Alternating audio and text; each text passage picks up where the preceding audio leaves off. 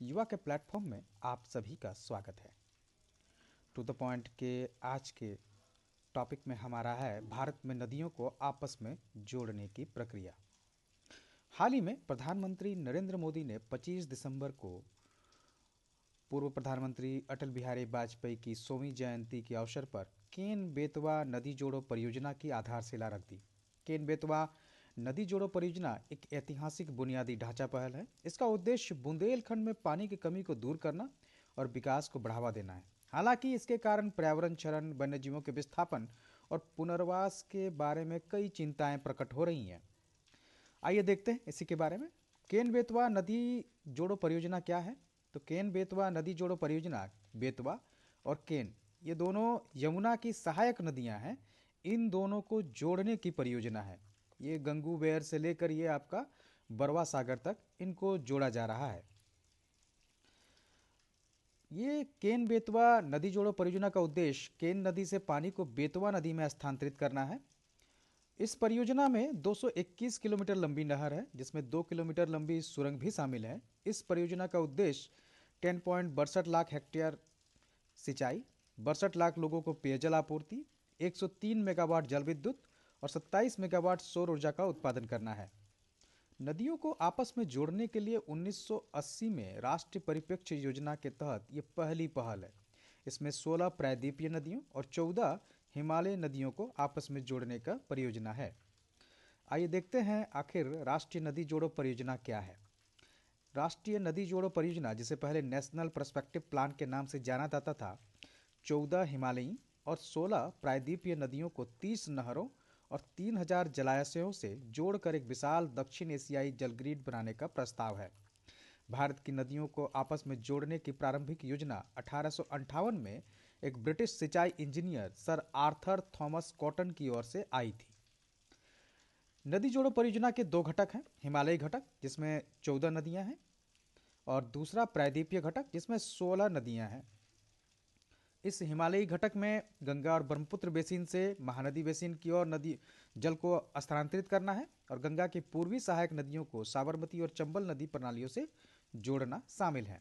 प्रायद्वीपीय घटक में कृष्णा, पेन्नवार, कावेरी और वेंगई नदियों को महानदी और गोदावरी से, केन नदी को बेतवा, पार्वती, काली सिंध और चंबल नदियों से, तापी के दक्षिण में पश्चिम की ओर बहने वाली नदियों को बॉम्बे के उत्तर में बहने वाली नदियों से, और कुछ पश्चिम की ओर बहने वाली नदियों को पूर्व की ओर बहने वाली नदियों से जोड़ने का ये कार्यक्रम है।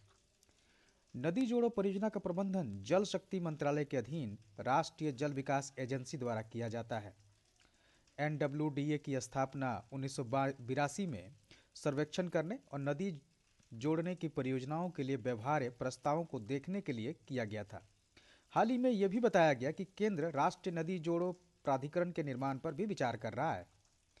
भारत में अगर नदी जोड़ने के ऐतिहासिक परिप्रेक्ष्य में देखें तो पेरियार परियोजना, जिसके तहत पेरियार बेसिन से वेंगई बेसिन में पानी के हस्तांतरण की परिकल्पना की गई थी और इसे 1895 में चालू किया गया था। इसके अलावा गोदावरी नदी को सितंबर 2015 में आंध्र प्रदेश के इब्राहिमपट्टनम, जो विजयवाड़ा के पास में है, में कृष्णा नदी के साथ औपचारिक रूप से जोड़ा गया है। आइए देखते हैं कि नदी को जोड़ने के लाभ क्या है। तो ये भारत के जल विज्ञान असंतुलन को समाधित करता है, मतलब उसका समाधान करता है। जल जो एक साइड में बहुत ज़्यादा है भारत के, खासकर बिहार, यूपी में बाढ़ की समस्या होती है, वहीं देखा जाए तो दक्कन में सूखे का सामना करना पड़ जाता है। तो इस आधार पर जहाँ अधिशेष है जल का, उसको हम लोग कम भागों में स्थानांतरित कर सकते हैं। अंतर्देशीय जलमार्गों में सुधार होगा, इससे सिंचाई क्षमता में वृद्धि होगी, जल विद्युत उत्पादन में वृद्धि होगी, पेयजल आपूर्ति में सुधार होगा, उद्योगों को बढ़ावा मिलेगा, पर्यावरणीय लाभ होंगे, क्योंकि गर्मी के महीने में पानी की कमी के कारण वन्य जीवों को जो कमी महसूस होती है उससे रक्षा की जा सकेगी। जल रेखा की रक्षा होगी। भारत में नदियों को आपस में जोड़कर भारतीय जल रेखा की रक्षा की जा सकती है।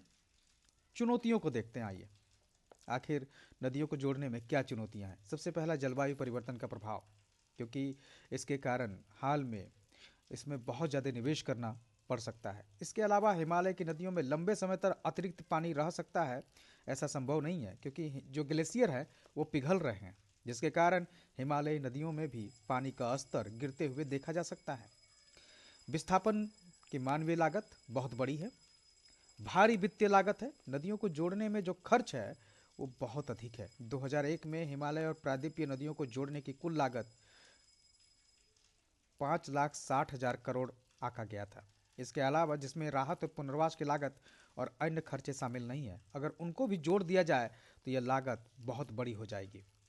इससे पारिस्थितिकी और जैव विविधता पर भी प्रभाव पड़ेगा, क्योंकि एक नदी तंत्र में रहने वाले जीव जंतु हो सकते हैं दूसरे नदी तंत्र से प्रभावित हों। इसके अलावा प्रदूषण भी नदियों को प्रभावित करेगा। अंतर्राष्ट्रीय चुनौतियां भी हैं, क्योंकि इसके कारण भूटान, नेपाल और बांग्लादेश जैसे देश प्रभावित होंगे। और बांग्लादेश को डर है कि गंगा और ब्रह्मपुत्र नदियों के पानी को भारत के दक्षिण राज्यों को मोड़ने से आजीविका के साथ उनके पर्यावरण को भी खतरा है। अंतर्राज्यीय विवाद भी होंगे इसमें। बुनियादी ढांचे से जुड़ी चुनौतियां हैं, क्योंकि सरकार एक क्षेत्र से दूसरे क्षेत्र में पानी पहुंचाने के लिए नहर सिंचाई पद्धति का प्रस्ताव कर रही है। नहरों को रखरखाव भी एक बड़ी चुनौती है। तो आगे किया जाना चाहिए, तो इसमें कर सकते हैं कि मौजूदा संसाधनों का कुशल उपयोग हो, कुशल भूजल प्रबंधन किया जाना चाहिए, ताकि जो भी वर्षा जल है वो संरक्षित किया जा सके और पानी का उचित प्रयोग हो। वर्चुअल वाटर पर ध्यान देना चाहिए। इसका वर्चुअल वाटर एक नई परिकल्पना है। इसके तहत में ये, जैसे हम लोग धान उपजाते हैं, धान में हमारा जितना पानी प्रयोग किया जाता है उससे कम जल लागत वाली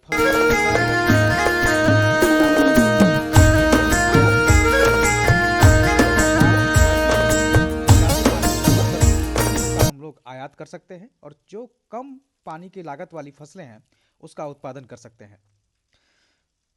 जैसे 1 टन गेहूं आयात करते हैं तो स्थानीय जल का लगभग 1,300 क्यूबिक मीटर पानी बच जाता है। इस तरह से स्थानीय जल को बचाया जा सकता है। राष्ट्रीय जलमार्ग परियोजना, कुछ विशेषज्ञों के अनुसार सरकार को नदी जोड़ो परियोजना की जगह पर राष्ट्रीय जलमार्ग परियोजना पर विचार करना चाहिए, क्योंकि इससे बाढ़ वाली नदी का पानी दूसरी नदी में प्रभावित होगा और ये एक जल ग्रिड की तरह काम करेगा। इससे जहां एक और जलमार्ग के विकास की ओर भी ध्यान दिया जा सकता है, वहीं पानियों का स्थानांतरण भी एक नदी से दूसरी नदी की ओर हो सकता है। भारत में नदी जोड़ो परियोजना वर्तमान में आने वाले भविष्य के लिए काफ़ी प्रासंगिक है और सरकार इस ओर कदम बढ़ा रही है। हो सकता है आने वाले समय में हम लोग 14 नदियों उत्तर भारत की और 16 नदियों प्रायद्वीपीय भारत में इसको जोड़ते हुए देख पाएं, क्योंकि पानी का संकट आज के समय में वैश्विक संकट हो गया है और भारत की जो हिमालयी नदियां हैं वो सदा निरा होने के कारण में जल का एक अच्छा स्रोत है। धन्यवाद। टू द पॉइंट में हम लोग अगली बार फिर कोई टॉपिक लेकर आपके सामने प्रस्तुत होंगे। तब तक के लिए धन्यवाद।